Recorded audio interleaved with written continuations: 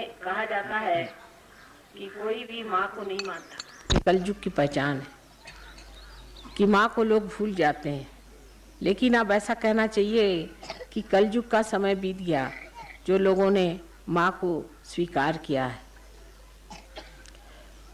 माँ में और गुरु में एक बड़ा भारी अंतर मैंने पाया है कि माँ तो गुरु होती ही है, बच्चों को समझाती है, लेकिन उसमें प्यार घोल घोल करके इस तरह से समझा देती है कि बच्चा उस प्यार के लिए हर चीज़ करने को तैयार हो जाता है।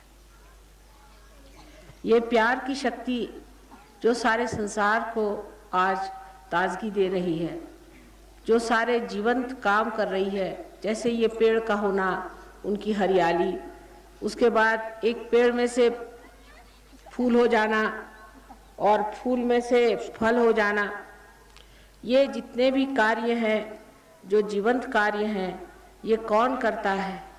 ये सब करने वाली जो शक्ति है वो परमात्मा की प्रेम की शक्ति, उसी को हम आदि शक्ति कहते हैं।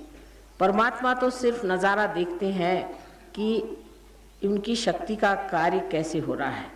जब उनको वो कार्य पसंद नहीं आता तो वो आँख मूंद लेते हैं और सारा नज़ारा भी खत्म हो जाता है।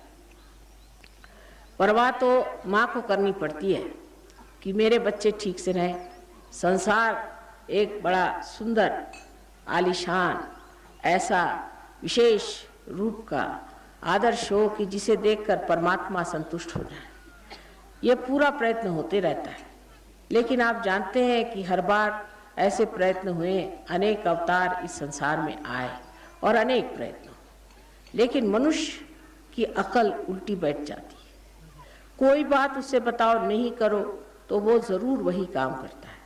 अभी आपसे योगी जी ने कहा कि आप शराब मत पीना अगर आप माँ के भक्त हो, लेकिन ऐसा कहने से और ज़्यादा ही पीना शुरू कर दी।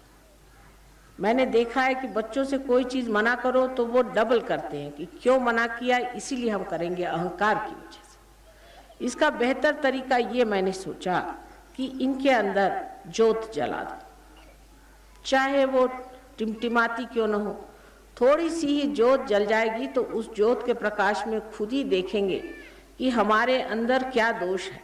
अगर समझ लीजिए आप हाथ में सांप पकड़े हैं और कोई कहे कि भाई तुम तो रस्सी के जगह सांप पकड़े छोड़ दो, तो कहेंगे कि नहीं मैं तो उसको पकड़ ही रहूँगा। वो मनुष्य की बुद्धि हुई ना। लेकिन उस वक़्त अगर कोई उसके सामने ज्योत दिखा दे तो देखे कि सांप है तो उसको अपने आप ही छोड़ दे। इसलिए आज का हमारा जो सहयोग है उसमें